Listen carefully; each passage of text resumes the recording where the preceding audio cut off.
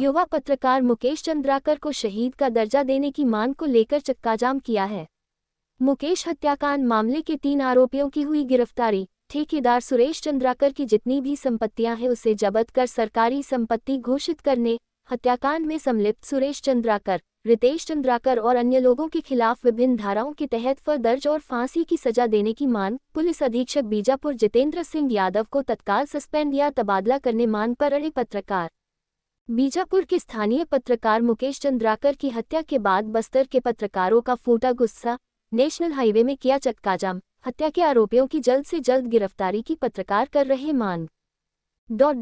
मुकेश चंद्राकर के अंतिम संस्कार से पहले अपनी मांगों को लेकर अड़े पत्रकार। नेशनल हाईवे में चक्काजाम से वाहनों की लगी लंबी कतार, बड़ी संख्या में पुलिस बल भी तैनात।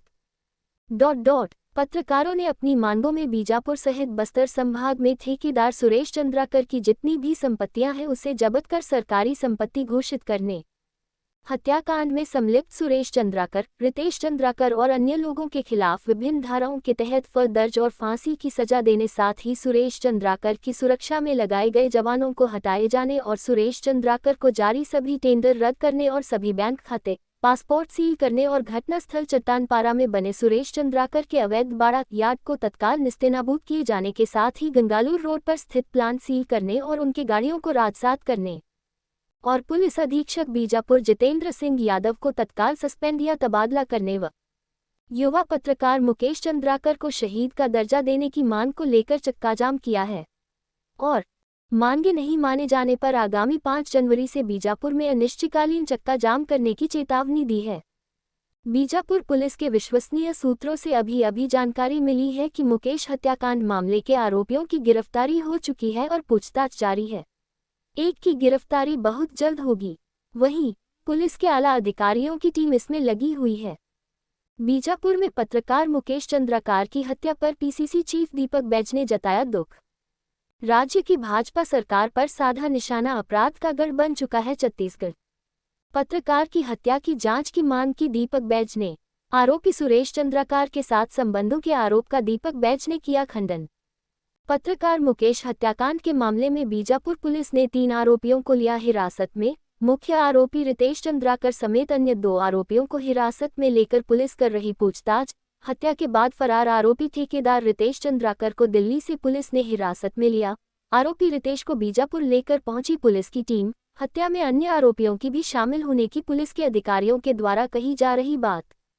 फिलहाल हिरासत में लिए गए आरोपियों से जारी है पूछताछ।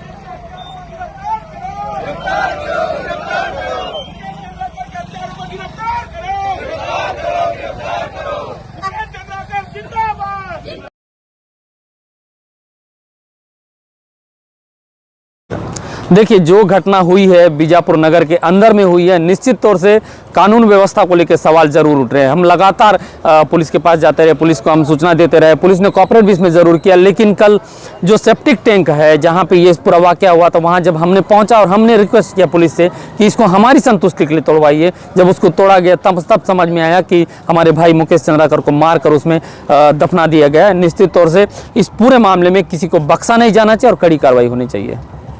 जी, बताएंगे आज आप लोग किस वजह से यहाँ विरोध पर बैठे हैं और वो कौन सी सड़क थी जिसको लेकर इतना बवाल हुआ? एक पत्रकार ने वो खुलासा किया था सड़क का। देखिए, आज हम लोग सब भाई मुकेश के हत्यारों की सज़ा को लेकर हम लोग यहाँ पर बैठे हैं और इस पूरे प्रकरण में सुरेश चंद्राकर जो एक तथाकथित ठेकेदार है, एक समय वो पुलिस अधीक्षक बीजापुर 2008 या 9 की हम बात करेंगे तो एसपीओ के पद पर था और पुलिस अधीक्षक के घर में खाना बनाने का काम करता था।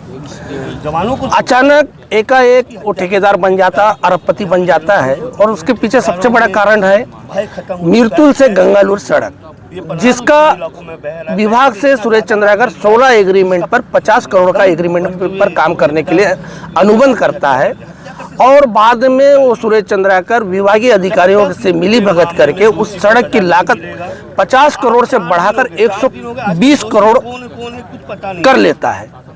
और इस खबर को सारे पत्रकार साथियों के साथ साथ आज हमारे बीच जो नहीं है मुकेश भाई, उन्होंने भी प्रमुखता से इस खबर को चलाया था और सरकार से जांच की मांग की बात की थी। और एनडीटीवी का एक खबर उन्होंने 29 दिसंबर को लास्ट बार चलाया था, जिससे प्रदेश के जो उप मुख्यमंत्री है और विभागीय मंत्री है अरुण साव जी ने एक जांच कमेटी गठित की थी। उसके बाद से सुरेश चंद्राकर के कई बार उसके मोबाइल पे फ़ोन आते थे, जिसको उन्होंने हम लोगों के बीच में वो साझा करते थे कि सुरेश का फ़ोन आ रहा है।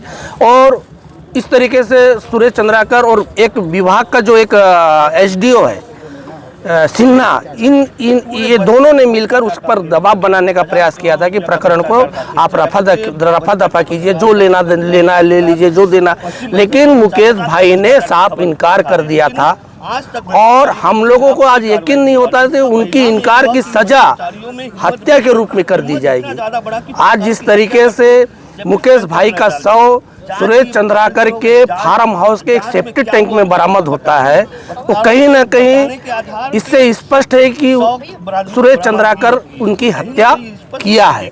और दूसरी बात मैं ये कहना चाहूँगा, इस पूरे प्रकरण में जब 1 तारीख को पत्रकार साथी ने थाना कोतवाली में जाकर गुमशुदगी की रिपोर्ट दर्ज कराती है, जो तत्परता पुलिस प्रशासन को दिखाना चाहिए था, वो कहीं से भी नजर नहीं आया, कहीं से भी नजर नहीं आया। पुलिस गोलमोल जवाब देती रही। मैं भी कल जब हम लोग 12 बजे जब पुलिस अधीक्षक के पास पहुंचे तो पत्रकारों के साथियों के पास फोन आया, जहां तक आईजी साहब का आया कि 2 बजे तक खुलासा कर देंगे, मुकेश सुरक्षित है। आखिर एक पुलिस का एक जिम्मेदार अफसर किस बेस पर कहा था कि मुकेश चंद्राकर सुरक्षित है? किस बेस पर आखिर उसके पास ऐसा क्या क्यों था जो उन्होंने हम पत्रकार साथी और हमको ये आश्वस्त किया था कि मुकेश चंद्राकर सुरक्षित है? उसके बाद हम लोग जीमेल से लोकेशन ट्रेस किए। वो लोकेशन ट्रेस 9 बजे रात को सुरेश चंद्राकर के फार्म हाउस में दिखाया गया। इस बात को जब हम अवगत कराते हैं यहाँ के थाना प्रभारी को और एसपी को, तो हम लोगों को डांटते हैं कि आप लोग लोकेशन फर्जी बता रहे हो, उसका लोकेशन इधर नहीं इधर बता रहे हैं। आखिर वो लोकेशन पुलिस का सही साबित हुआ कि हम पत्रकार भाई है और हम लोगों का सही साबित हुआ। उसके बाद सेप्टिक टैंक को खोदने से वो इनकार करते हैं। जब हम लोगों का दबाव होता है तो वो सेफ्टी टैंक खोलते हैं, वहाँ से हमारे भाई मुकेश चंद्राकर का शव बरामद होता है। तो इससे स्पष्ट है कहीं ना कहीं पुलिस ने भी आरोपियों के साथ मिलकर साक्ष्य मिटाने का काम किया और इस प्रकरण को दबाने का प्रयास किया। जितने जिम्मेदार हत्या के सुरेश चंद्राकर उनके साथी हैं, उतने ही दोषी पुलिस अधीक्षक और यहाँ के थाना स्टाफ है। इनके खिलाफ भी 120 हत्या के साथ साथ 120 साक्ष्य मिटाने का और षड्यंत्र करने का आरोप तय होना चाहिए। जैसे कमल शुक्ला भाई जी ने कहा, बिल्कुल पुलिस अधीक्षक के ऊपर FIR दर्ज होना चाहिए। कल साथी मुकेश चंद्राकर की हत्या कर दी गई है, किसका हाथ, तो किस वजह से इस हत्या हुई है? देखिए, पिछले 1 तारीख से हमारा साथी मुकेश चंद्राकर वो लापता हो गया था। उसके बाद जो शिकायत हम लोगों ने और उसके बड़े भाई ने थाने में शिकायत दर्ज की, उसके बाद से ही उस रात से मोबाइल उनका बंद था। उसके बाद हमने खोजबीन चालू किया। कहीं ना कहीं जिस तरीके से जो मुकेश ने जो खबर NDTV में प्रकाशित की गई थी कि जो सुरेश चंद्राकर ठेकेदार है, 50 करोड़ का उसका रोड का टेंडर है, वो 120 करोड़ अचानक से कैसे हो जाता है? 50-50 करोड़ की अगर गोलमाल होती है तो ये कैसे हो जाता है? रायपुर से पत्रकार आए थे NDTV के नीलेश त्रिपाठी जी, और साथ ही पत्रकार बीजापुर के स्ट्रिंगर थे मुकेश चंद्राकर। ये दोनों ने उस रोड को कवर किया था, उस भ्रष्टाचार की पोल वहाँ पर खोली थी और जितना वहाँ पर जो लागत का हेराफेरी जो पैसे को लेकर किया गया था, उसको लेकर जांच के लिए खबर प्रकाशित के बाद सौंपा गया था। उसके बाद संज्ञान में लेते हुए छत्तीसगढ़ के PWD मंत्री अरुण साव जी ने उस पर जाँच की आदेश एक निकाला, जिसमें कांकेर संभाग के सुपरिटेंडेंट इंजीनियर और ई को सौंपा था। उसके बाद से ही कहीं ना कहीं सुरेश के मन में ये खटक था कि कहीं ना कहीं ये उजागर हो जाएगा तो मैं संलिप्त आएगी तो शायद मैं जेल चले। शायद इसी खुन्नस से उसने इस तरीके से कृत्य किया, मुकेश चंद्राकर को अपने बाड़े में 1 तारीख की रात को बुलाया उसके कैंपस में, और उस कैंपस में उसे जो रॉड होता है सरिया, उससे उसके सिर पर कम से कम 4 से 5 बार हेड वार किया। उसके बाद वहीं पर उसकी डेथ हुई। उसकी डेथ के बाद मुकेश चंद्राकर को अपने ही सेप्टिक टैंक जो होता है टॉयलेट का, उस पर डालकर सेप्टिक टैंक में उस गड्ढे को पाटकर उसके ऊपर से रातों रात वहां पर कंक्रीट कर दी गई।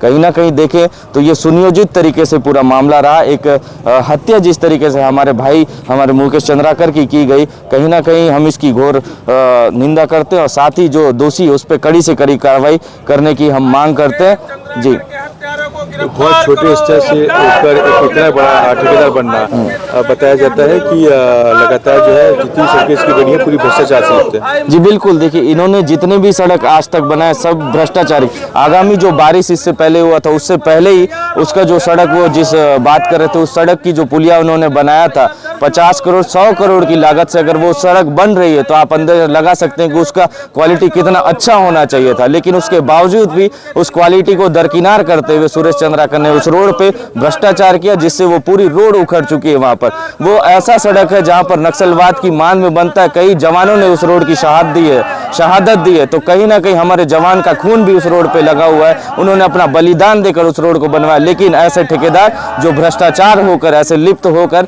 हमारे भाई को हत्या, जो सच्चाई को छापने का कोशिश करता है, वैसे लोगों पर ये लोग दबाव बनाकर हत्या करते हैं।